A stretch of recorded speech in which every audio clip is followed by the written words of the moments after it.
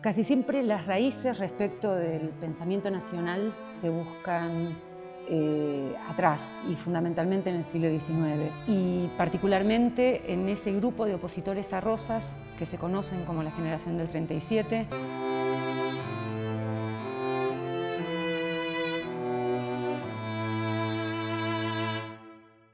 Pese a las complejas relaciones que establecen con el poder y con el deseo de ocupar el poder o con el deseo de ser los consejeros del poder, hay ciertas cosas que uno podría ver que ahí hay en germen, y es la decisión voluntaria de poder pensar desde la Argentina alguna solución para la Argentina.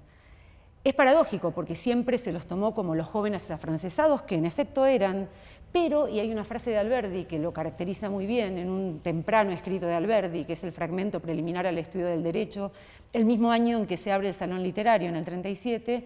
donde filosóficamente él dice que la humanidad se realiza en la nación,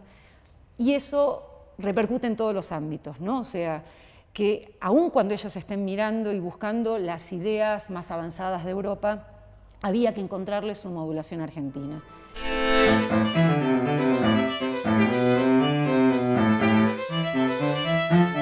Eso me parece fundamental, sobre todo teniendo en cuenta las consecuencias que eso pudo haber tenido, algunas muy criticadas, a veces livianamente, pero que hacen como una amalgama particularmente interesante en la Argentina y precisamente en la figura de Sarmiento, que es la figura que nos convoca en el Foro de San Juan. Lo que genera en el caso de él es como el extremo de la copia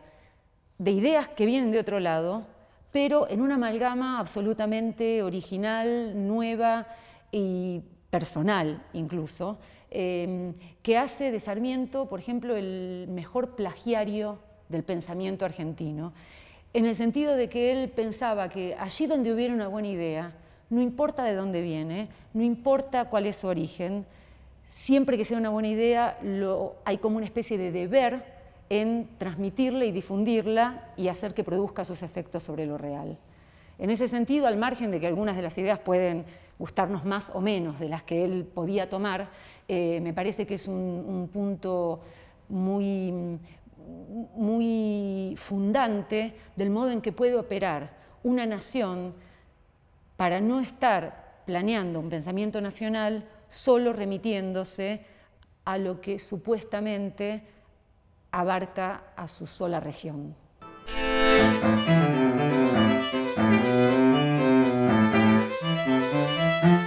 La propuesta de Sarmiento y la obra de Sarmiento tienen una vigencia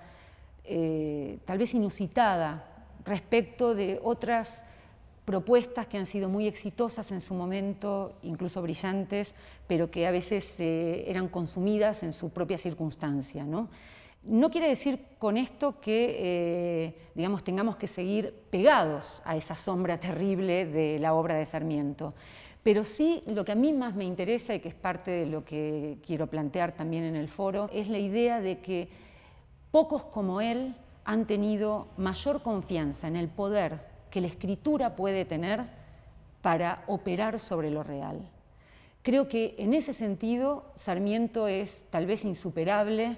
es parte de su vanagloria, es parte de su vanidad, es parte de su desaforada forma de relacionarse con el contexto y de su autoritarismo, incluso también su fuerza imperiosa por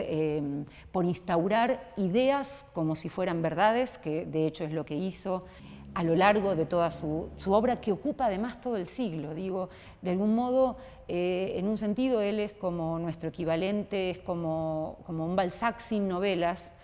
Pocos como Sarmiento pueden dar cuenta de un pacto de tan buena fe entre un hombre y su escritura.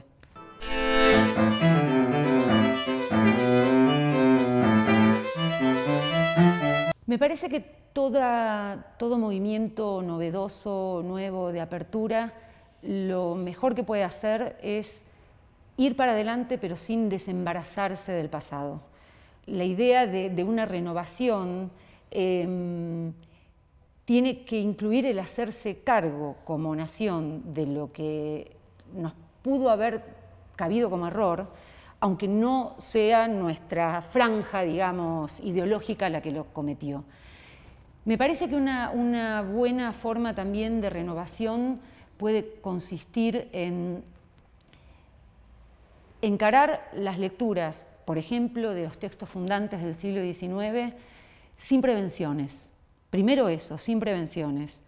que no significa sin ideología o sin posturas, sino entregándose incluso a veces a la posible relación humorística y sí, sin dudas placentera, con algunos textos que circulan, o algunas obras, para desmontarlos de la vulgata que circula, que lo que hace muchas veces es simplificarlos e incluso leerlos mal, ¿no? y anquilosar como una idea monolítica de lo que son, y entregarse de pronto a las contradicciones que esos textos tienen, entregarse incluso a los destellos de belleza conceptual que pueden tener, aun si lo que plantean no son las ideas que nosotros defendemos.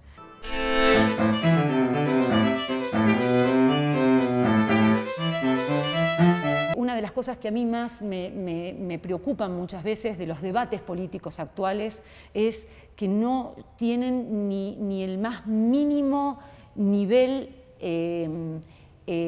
discursivo que el que tenían, por ejemplo, para la historia de la política y de la cultura argentina, el debate que tuvo Sarmiento con Alberdi en el año 1853. Yo creo que si los políticos argentinos en debate, mucho más en época de elecciones, tuvieran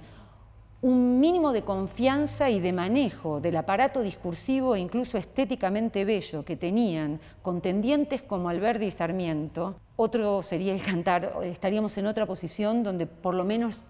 y sobre todo, no por lo menos, sino sobre todo escucharíamos ideas, que me parece que es fundamentalmente lo que falta. Y ver que la idea y la formulación de un pensamiento no está reñido con los valores de la literatura y que muchas veces precisamente es lo deslumbrante de una prosa. No hablo de una prosa vacía, ¿no?, sino de una prosa argumentativa en el sentido más profundo y político del término, puede generar como efecto sobre lo real. Y que de algún modo establecer incluso una amalgama entre, no una amalgama, pero sí una dialéctica entre el patos y el ethos, que muchas veces se consideran como irreconciliables, ¿no? Como si quien tuviera la pasión por la política no pudiera tener la moral de la política y de los proyectos, y que quizás en las figuras, si tengo que polarizar, de Alberdi y de Sarmiento, donde uno sería más el que encarna el ethos, en el caso de Alberdi, y el otro el desaforado y desmesurado Sarmiento encarnando el patos, esa dialéctica entre esos dos movimientos podría darnos como una forma de renovación a los discursos ideológicos, que me parece que es lo que está más vaciado pensando en una renovación del pensamiento nacional.